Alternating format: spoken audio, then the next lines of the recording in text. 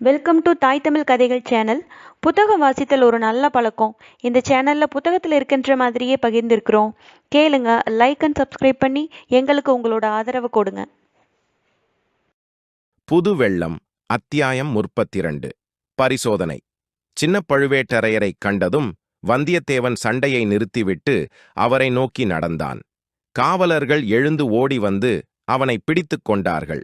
அவர்களை அவன் சிறிதும் இலட்சியம் செய்யாமல் 4 அடி முன்னால் நடந்து வந்து, தளபதி, நல்ல சமயத்தில் தாங்கள் வந்து சேர்ந்தீர்கள். இந்த பக்காத் திருடர்கள் என்னுடைய உடைமைகளை திருடிக் கொண்டதுமல்லாமல் என்னையும் கொல்லப் பார்த்தார்கள். விருந்தாளியை இப்படித்தானா நடத்துவது? இதுவா தஞ்சாவூர் சம்பிரதாயம்? நான் தங்களுக்கு மட்டும் விருந்தாளி அல்ல, சக்கரவர்த்திக்கும் விருந்தாளி. சக்கரவர்த்தினி சொன்னதைத்தான் தாங்களும் கேட்டீர்களே. பட்டத்து இளவரசரிடமிருந்து ஓலை கொண்டு வந்த தூதன். அப்படிப்பட்ட என்னை இந்த பாடுபடுத்துகிறவர்கள் மற்றவர்களை என்ன செய்துவிட மாட்டார்கள்? இப்படிப்பட்ட திருடர்களை தங்கள் பணியாட்களாக வைத்துக் கொண்டிருப்பது பற்றி ஆச்சரியப்படுகிறேன். எங்கள் தொண்டை மண்டலத்தில் இப்படிப்பட்ட திருடர்களை உடனே கழுவில் ஏற்றிவிட்டு மறுகாரியம் பார்ப்போம் என்று சரமாரியாய் பொழிந்தான். 3 வீரர்களை ஏக காலத்தில் எதிர்த்து புரட்டி கீழே தள்ளிய வாலிபனுடைய வீரச் செயலை பற்றிய வியப்பு இன்னும் பழுவேட்டரையரின் மனத்தை விட்டகலவில்லை. இத்தகைய வீரனை நாம் நமது காவற் படையில் சேர்த்துக் கொள்ள வேண்டும் என்னும் ஆசை அவருக்கு அதிகமாயிற்று. எனவே அவர் சாந்தமான குரலில், போரு தம்பி, போரு! அப்படியெல்லாம் இவர்கள் செய்திருப்பார்கள் என்று தோன்றவில்லை. இவர்களை விசாரித்துப் பார்க்கிறேன். நான் கோருவதும் அதுதான். இவர்களை விசாரியுங்கள், விசாரித்து நீதி வழங்குங்கள். என்னுடைய உடையும் உடைமையும் என்னிடம் திரும்பி வருவதற்கு ஏற்பாடு செய்யுங்கள். அடே, அந்த பிள்ளையை விட்டுவிட்டு இப்படி வாருங்கள். நான் சொன்னது என்ன? நீங்கள் செய்தது என்ன? இவன் மீது ஏன் கை வைத்தீர்கள் என்று கோபமாகக் கேட்டார் கோட்டை தளபதி. எஜமானே, தாங்கள் சொன்னது சொன்னபடியே செய்தோம். இவரை எண்ணெய் முழுக்காட்டி புதிய ஆடைகளையும் ஆபரணங்களையும் அணிவித்தோம். அறுசுவை உண்டி அளித்தோம். சித்திர மண்டபத்துக்கும் அழைத்து வந்தோம். இவர் சிறிது நேரம் சித்திர மண்டபத்தில் உள்ள சித்திரங்களை பார்த்துக் கொண்டிருந்தார். திடீரென்று நினைத்துக் கொண்டு இவருடைய பழைய உடைகளைக் கேட்டார். உடனே எங்களை தாக்கவும் ஆரம்பித்தார் என்றான் அவ்வீரர்களில் ஒருவன். ஒரு சிறு பிள்ளையிடமா 3 தடியர்கள் அடிபட்டு விழுந்தீர்கள் என்று கூறி இரத்தக் கனல் வீச விழித்துப் பார்த்தார். எஜமான், அரண்மனை விருந்தாளியாயிற்றே என்று யோசித்தோம். இப்போது சற்று அனுமதி கொடுங்கள். இவனை உடனே வேலை தீர்த்து விடுகிறோம். போதும் உங்கள் வீரப்பிரதாபம், நிறுத்துங்கள். தம்பி, நீ என்ன சொல்லுகிறாய்? இவர்களுக்கு அனுமதி கொடுங்கள் என்றுதான் சொல்கிறேன். எனக்கும் அனுமதி கொடுங்கள். சோழ குலத்துப் பகைவர்களோடு போராடி கொஞ்சம் நாள் ஆயிற்று. தோள்கள் தினவெடுக்கின்றன. அரண்மனை விருந்தாளிகளை எப்படி நடத்த வேண்டும் என்று இவர்களுக்கு பாடம் கற்பிக்கின்றேன் என்றான் நமது வீரன். சின்ன பழுவேட்டரையர் புன்னகை புரிந்து, தம்பி, உன் தோள் தினவை தீர்த்துக் கொள்வதை சோழ பகைவர்களோடேயே வைத்துக்கொள். சக்கரவர்த்தி நோய்வாய்ப்பட்டிருக்கும் நிலையில் தஞ்சை கோட்டைக்குள் இவ்விதம் சண்டை சந்தடி ஒன்றும் உதவாது என்று கட்டளை என்று சொன்னார். அப்படியானால் என்னுடைய உடைகளையும் உடைமைகளையும் உடனே கொண்டு வந்து கொடுக்கச் சொல்லுங்கள். எங்கேடா அவை? எஜமான், தங்கள் கட்டளைப்படி பத்திரப்படுத்தி வைத்திருக்கிறோம். தளபதி, இவர்கள் எப்படி புழுகுகிறார்கள் பாருங்கள். சற்று முன் உடைகளை வெளுக்கப் போட்டிருப்பதாய்ச் சொன்னார்கள். இப்போது தாங்கள் பத்திரப்படுத்தி வைக்கச் சொன்னதாக கூறுகிறார்கள். சற்று போனால் தங்களுக்கே திருட்டுப் பட்டம் கூட கட்டி விடுவார்கள் என்றான் வந்தியத்தேவன். தளபதி காவலர்களை பார்த்து, முட்டாள்களா! இந்த பிள்ளைக்கு புது ஆடைகள் கொடுக்கும்படி மட்டும்தானே சொன்னேன். பழையவைகளைப் பற்றி நான் ஒன்றுமே சொல்லவில்லையே. இந்த மூடர்கள் என்னவோ உளறுகிறார்கள். தம்பி, போனால் போகட்டும். பழைய உடைகளைப் பற்றி எதற்காக இவ்வளவு கவலைப்படுகிறாய்? அதற்குள் ஏதாவது உயர்ந்த பொருள் வைத்திருந்தாயோ என்று கேட்டார். ஆம், வழிநடை செலவுக்காக பொற்காசுகள் வைத்திருந்தேன் என்று வந்தியத்தேவன் சொல்வதற்குள், அதற்காக நீ கவலைப்பட வேண்டாம். உனக்கு வழிச்செலவுக்கு எவ்வளவு பொன் வேண்டுமோ அவ்வளவு தருகிறேன் என்றார் பழுவேட்டரையர். தளபதி, நான் இளவரசர் கரிகாலருடைய தூதன். பிறரிடம் கை நீட்டி பணம் பெறும் வழக்கம் என்னிடம் கிடையாது. அப்படியானால் உன்னுடைய உடைகளையும் அதற்குள்ளிருந்த பொற்காசுகளையும் திருப்பி உன்னிடம் சேர்ப்பிக்கச் செய்கிறேன். கவலைப்படாதே. உன் உடையில் வேறு பொருள் ஒன்றும் இல்லை அல்லவா? வல்லவரையன் ஒரு கணம் யோசித்தான்.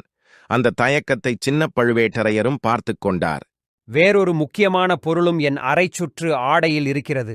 அதை உங்கள் ஆட்கள் தொட்டிருக்க மாட்டார்கள் என்று நினைக்கிறேன். தொட்டிருந்தால் அவர்கள் தொலைந்தார்கள். ஆகா, உனக்கு எத்தனை கோபம் வருகிறது! எங்கே யாரிடத்தில் பேசுகிறோம் என்பதை மறந்துவிட்டே பேசுகிறாய். சிறு பிள்ளையாயிற்றே என்று மன்னித்து விடுகிறேன். அப்படிப்பட்ட பொருள் என்ன? தளபதி, அதைச் சொல்வதற்கு இல்லை, அது அந்தரங்க விஷயம். தஞ்சை கோட்டைக்குள் எனக்குத் தெரியாத அந்தரங்கம் ஒன்றும் இருக்க முடியாது. இளவரசர் கரிகாலர் என்னிடம் ஒப்புவித்த அந்தரங்க விஷயம். இளவரசர் வடதிசையின் மாதண்ட நாயகர். அவருடைய அதிகாரம் பாலாற்றுக்கு வடக்கே செல்லும். இங்கே சக்கரவர்த்தியின் அதிகாரம்தான் செல்லும். தளபதி, புலிக்கொடி பறக்கும் இடமெல்லாம் சக்கரவர்த்தியின் அதிகாரம்தான். அதில் என்ன சந்தேகம்? ஆகையினால்தான் இந்த கோட்டைக்குள்ளே எனக்குத் தெரியாத அந்தரங்கம் எதுவும் இருக்க முடியாது என்று சொல்கிறேன். சக்கரவர்த்தியின் க்ஷேமத்தை கருதித்தான். தளபதி, சக்கரவர்த்தியை கண்ணும் கருத்துமாய் காப்பாற்றி வருவதற்காக தங்களுக்கும் பெரிய பழுவேட்டரையருக்கும் சோழ சாம்ராஜ்யம் நன்றிக் கடன்பட்டிருக்கிறது. இன்றைக்கு சக்கரவர்த்தி தங்களை பாராட்டியதும் என் காதில் விழுந்தது. தங்களுக்கு பயந்து கொண்டுதான் யமன் தஞ்சை கோட்டைக்குள் புகுந்து வராமல் தயங்கிக் கொண்டிருக்கிறான் என்று சக்கரவர்த்தி சொன்னாரே, அது எவ்வளவு பொருள் பொதிந்த வார்த்தை! ஆம் தம்பி, பழையாறையிலிருந்து சக்கரவர்த்தியை நாங்கள் இங்கே அழைத்து வந்து கட்டுக்காவலுக்குள் வைத்திராவிட்டால் இத்தனை நாளும் என்ன விபரீதம் நடந்திருக்குமோ தெரியாது. பாண்டிய நாட்டுச் சதிகாரர்களின் நோக்கம் நிறைவேறியிருந்தாலும் இருக்கலாம். ஆ, தாங்கள் கூட அவ்விதமே சொல்கிறீர்களே. அப்படியானால் நான் கேள்விப்பட்டது உண்மையாகத்தான் இருக்க வேண்டும். என்ன கேள்விப்பட்டாய்? சக்கரவர்த்திக்கு விரோதமாக ஒரு சதி நடக்கிறதென்றும், சக்கரவர்த்தியின் திருக்குமாரர்களுக்கு விரோதமாக இன்னொரு சதி நடக்கிறதென்றும் கேள்விப்பட்டேன். சின்ன பழுவேட்டரையர் தம் வஜ்ர பற்களினால் உதட்டை கடித்துக் கொண்டார். இந்தச் சிறு அறியா பையனுடன் பேச்சுக் கொடுத்ததில் தமக்கே இத்தனை நேரமும் தோல்வி என்பதை உணர்ந்தார். ஏறக்குறைய அவனுடைய குற்றச்சாட்டுகளுக்குத் தாம் பதில் சொல்லிச் சமாளிக்கும் நிலைமை வந்துவிட்டது. எனவே பேச்சை அத்துடன் வெட்டிவிட விரும்பினார். உனக்கென்ன அதை பற்றி கவலை? எல்லா சதிகளையும் உடைத்து சோழ குலத்தை பாதுகாக்க நாங்கள் இருக்கிறோம்.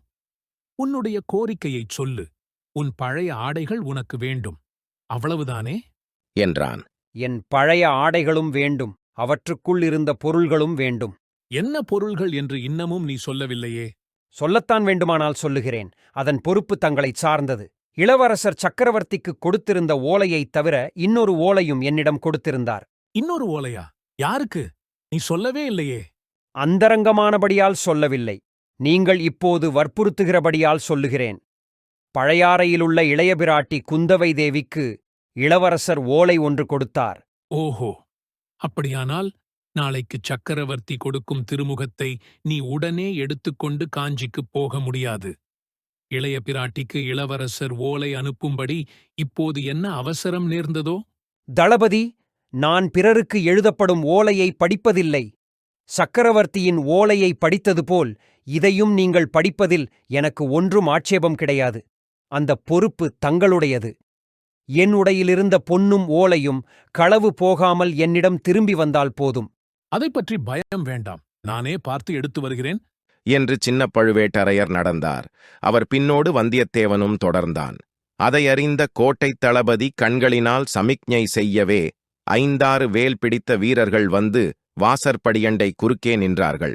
அவர்களுடன் சண்டை பிடிப்பதில் அனுகூலம் ஒன்றுமில்லை என்று கருதி வந்தியத்தேவன் அங்கேயே நின்றான். சற்று நேரத்துக்கெல்லாம் சின்ன பழுவேட்டரையர் திரும்பி வந்தார். அவருக்குப் பின்னால் ஒருவன் ஒரு தட்டில் சீர்வரிசை ஏந்திக் கொண்டு வருவது போல் வந்தியத்தேவனுடைய பழைய ஆடைகளை எடுத்து வந்தான். தம்பி, இதோ உன் ஆடைகள் பத்திரமாயிருக்கின்றன. நன்றாக சோதனை செய்து பார்த்துக்கொள் என்றான் கோட்டைத் தளபதி.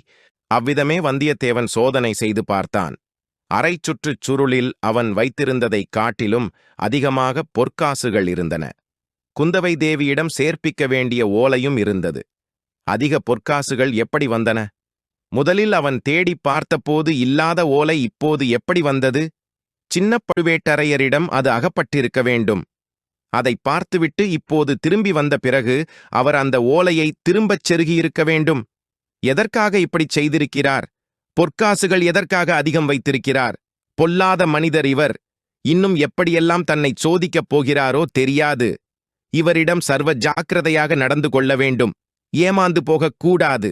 எல்லாம் சரியாயிருக்கிறதா தம்பி? நீ கொண்டு வந்த பொருள் எல்லாம் என்று சின்ன பழுவேட்டரையர் கேட்டார். இதோ பார்த்துச் சொல்கிறேன் என்று கூறி வந்தியத்தேவன் பொற்காசுகளை எண்ணினான். அதிகப்படி காசுகளை எடுத்து தனியாக பழுவேட்டரையர் முன்பு வைத்துவிட்டு, தளபதி, வாணர் குலத்தில் பிறந்தவன் நான். ஆதித்த கரிகாலரின் தூதன். பிறர் பொருளுக்கு ஆசைப்படுவதில்லை என்றான். உன்னுடைய நேர்மையை மிக மெச்சுகிறேன். ஆயினும் உன்னுடைய வழி செலவுக்கு இதை நீ வைத்துக் கொள்ளலாம். எப்போது புறப்பட விரும்புகிறாய்? இன்றைக்கே புறப்படுகிறாயா?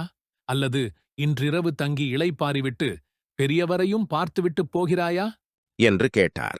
கோட்டை தளபதி, அவசியம் இன்றிரவு இங்கே தங்கி பெரிய பழுவேட்டரையரையும் தரிசித்துவிட்டுத்தான் போக எண்ணியிருக்கிறேன். ஆனால் உங்கள் ஆட்களிடம் மட்டும் கொஞ்சம் சொல்லி வையுங்கள், என் பொருள்களில் கை வைக்க வேண்டாம் என்று. இவ்விதம் சொல்லிக் கொண்டே அதிகப்படியாயிருந்த பொற்காசுகளையும் வந்தியத்தேவன் எடுத்து துணிச்சுருளில் பத்திரப்படுத்திக் கொண்டான். மிக்க சந்தோஷம்.